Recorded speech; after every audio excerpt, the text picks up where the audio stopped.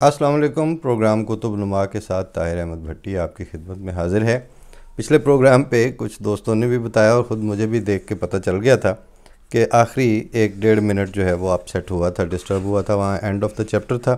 تو میں نے جو حصہ رہ گیا ہے ایک تو وہ مکمل کر دوں اور پھر آگے تسلسل کے ساتھ آگے بھی بات چلے گی۔ ہم مذہب کے نام پر خون کتاب، اس کو سیریز آف ریڈنگ کے طور پر پیش کر رہے ہیں۔ ایک ایپیسوڈ میں ہم کچھ حصہ اس کا پیش کرتے ہیں اور پروگرام یہ ہے کہ اللہ توفیق دے تو یہ ساری کتاب مکمل کر لی جائے۔ کتنی ریلیونٹ ہے وہ تو آپ اس کا جو بھی صفحہ پڑھیں وہیں سے آپ کو اندازہ ہو جاتا ہے۔ یہاں پر وہ چھوڑا تھا کہ کیا وہ قرآن پر غور نہیں کرتے یا دلوں پر تالے پڑے ہوئے ہیں، مگر مولانا کو کون سمجھائے کہ وہ اس دعویٰ پر مصر ہیں اور ببانگ دہل مصر ہیں، اور فینڈر اور سیل اور ہنری کوپی اور سمتھ اور ڈوزی اور سپرنگر کی ہم نوائی میں مصر ہیں اس اعلان پر کہ کوٹ اینڈ کوٹس کہ یہی پالیسی تھی جس پر رسول اللہ صلی اللہ علیہ وسلم نے اور آپ کے بعد خلفائے راشدین نے عمل کیا۔ عرب جہاں مسلم پارٹی پیدا ہوئی تھی سب سے پہلے اسی کو اسلامی حکومت کا زیر نگیں کیا۔ اس کے بعد رسول اللہ صلی اللہ علیہ وسلم نے اطراف کے ممالک کو اپنے اصول اور مسلک کی طرف دعوت دی، مگر اس کا انتظار نہ کیا کہ یہ دعوت قبول کی جاتی ہے یا نہیں، بلکہ قوت حاصل کرتے ہی رومی سلطنت سے تصادم شروع کر دیا۔ حضرت کے بعد حضرت صلی اللہ علیہ وسلم کے بعد حضرت ابوبکر رضی اللہ تعالیٰ عنہ کی پارٹی کے لیڈر ہوئے تو انہوں نے روم اور ایران اور دونوں کی غیر اسلامی حکومتوں پر حملہ کیا، اور حضرت عمر رضی اللہ تعالیٰ عنہ نے اس حملے کو کامیابی کے آخری مراحل تک پہنچا دیا۔ حقیقت جہاد صفحہ 65۔ مگر اس میں اپنی طرف سے عرض کر رہا ہوں کہ یہ حقیقت جہاد مولانا مودودی کے جہاد کی حقیقت ہے، رسول اللہ صلی اللہ علیہ وسلم کے جہاد کی یہ حقیقت نہیں ہے۔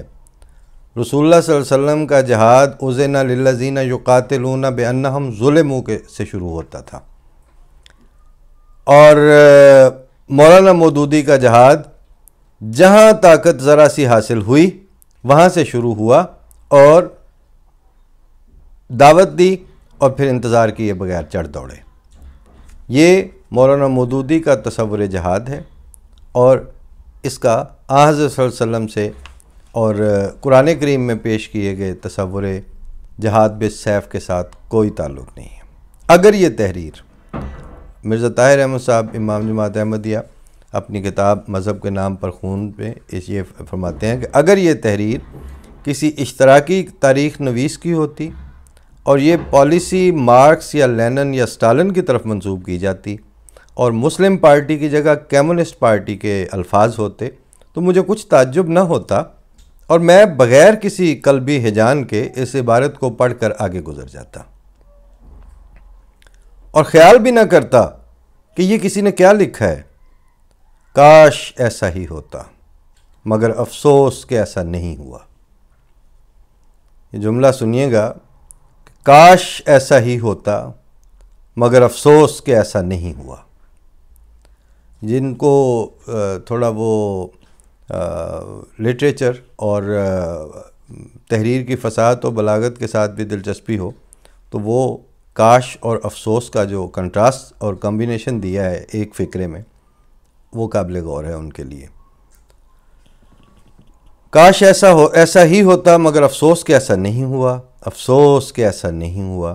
اور یہ ایک مسلم رہنما کی تحریر ہے جو واشگاف الفاظ میں اس مقدس ذات پر یہ اتہام لگا رہا ہے جس کی غلامی کا دعویٰ کرتا ہے۔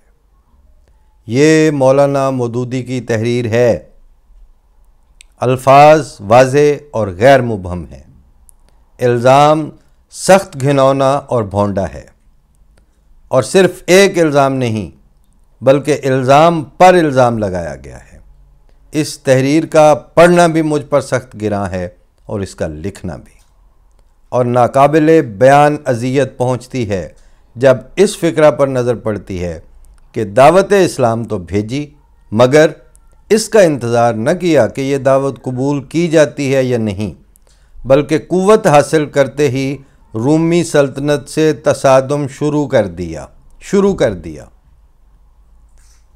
آج صلی اللہ علیہ وسلم کی پالیسی تو ایک معصومانہ پالیسی تھی جو ایک نوزائیدہ بچے کے دل کی طرح پاک اور صاف تھی۔ آپ صلی اللہ علیہ وسلم نے تلوار اسی وقت اٹھائی جب آپ پر حد سے بڑھ کر مظالم توڑے گئے۔ آپ صلی اللہ علیہ وآلہ وسلم کے ہاتھ سلامتی کے ہاتھ تھے اور جارحیت کی تلوار سے سراسر ناآشنا تھے۔ شریف النفس غیروں نے بھی جب آپ کی اس پالیسی پر نگاہ کی تو اسے کلیتاً سلامتی اور امن اور دفاع کی پالیسی قرار دیا۔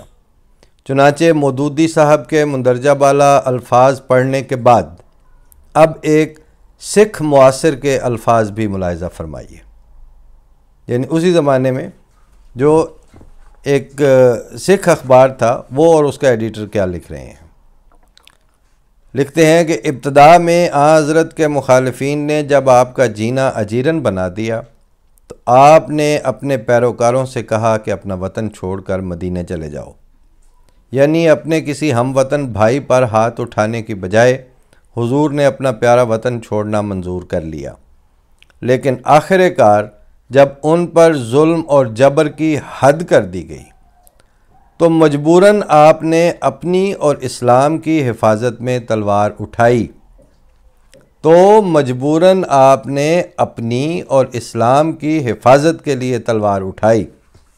یہ پرچار کہ دین کی اشاعت کے لیے جبر کرنا جائز ہے ان احمق لوگوں کا عقیدہ ہے جنہیں نہ دین کی کچھ سمجھ ہے نہ دنیا کی۔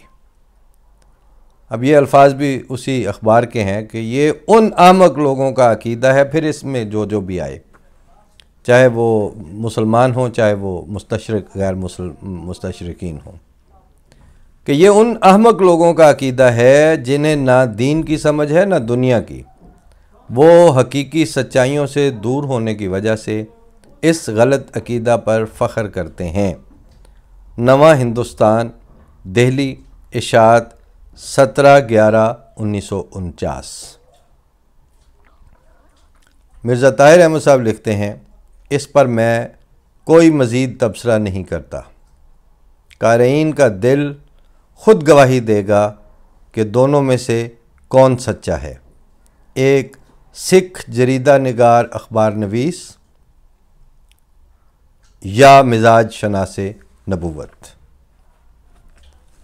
اس پہ صرف جو کنٹراسٹ میں جو سمجھ آتی ہے اس پہ صرف انا للہ و انا الیہ راجعون پڑھا جا سکتا ہے مولانا مودودی کی سوچ پر۔ اور جو بات واضح کرنے والی ہے وہ یہ ہے کہ قابل اجمیری نے کہا ہے کہ وقت کرتا ہے پرورش برسوں، حادثہ ایک دم نہیں ہوتا۔ یہ جس سچویشن سے اور جس فریز سے آپ اس وقت گزر رہے ہیں یہ ایک دن میں واقعہ نہیں ہوا۔ آج صلی اللہ علیہ وسلم کے طرز عمل پر اور آپ کی پرامن تبلیغ کے اوپر اس طرح کا جارحانہ الزام اگر ایک دن میں لگتا، بغیر کوئی سیکوینس بنائے لگتا، تو عامت الناس نے بھی اس کو دھتکار دینا تھا۔ لیکن رل مل کے خوب بگاڑی ہے ساڈے پیار دی کھیڈ رقیباں نے۔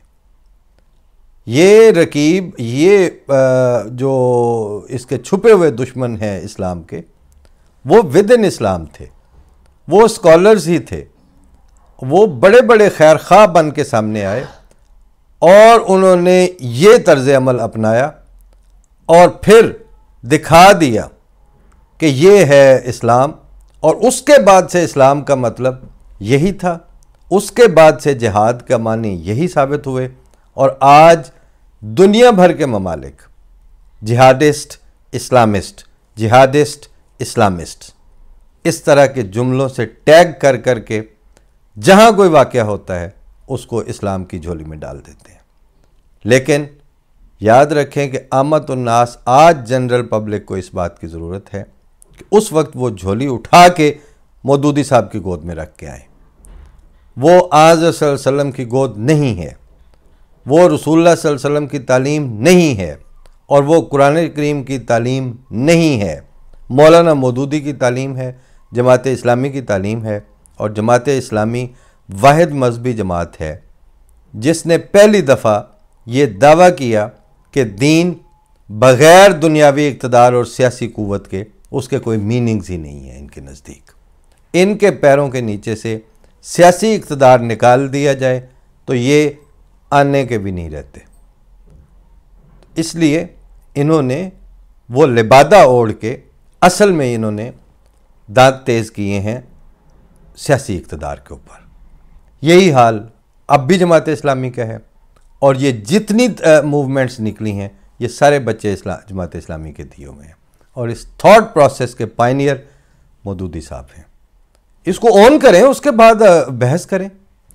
آپ کیا کہتے ہیں کہ آپ حضرت مولانا مودودی کو مزاج شناس نبوت قرار دیتے ہیں، اور پھر انہوں نے نبوت کا جو مزاج سمجھا اس سے آپ انکار کرتے ہیں کہ اس کا اسلام سے کچھ لینا دینا نہیں ہے.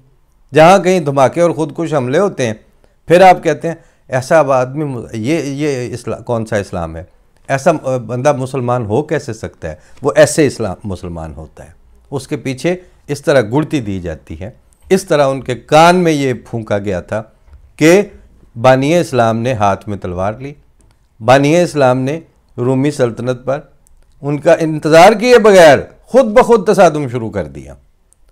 یہ از خود تصادم کے الفاظ میں بھی یہی عرض کرتا ہوں کہ کاش مولانا مودودی کے نہ ہوتے، مگر یہ ہیں، اور آپ ان کو نوٹ کریں اور غور کریں کہ آپ کو اس انجام تک پہنچانے والے کون ہیں، اور یہ سلسلہ کس طرح یہ حادثہ ہوا ہے، اس پہ کیسے برسوں لگے ہیں، ڈیکڈز لگے ہیں تو آپ اس مقام پہ آئے ہیں. اللہ تعالیٰ توفیق دے آنکھیں کھول کے پڑھنے اور بے تعصب ہو کے سننے کی. فی امان اللہ. السلام علیکم ورحمۃ اللہ.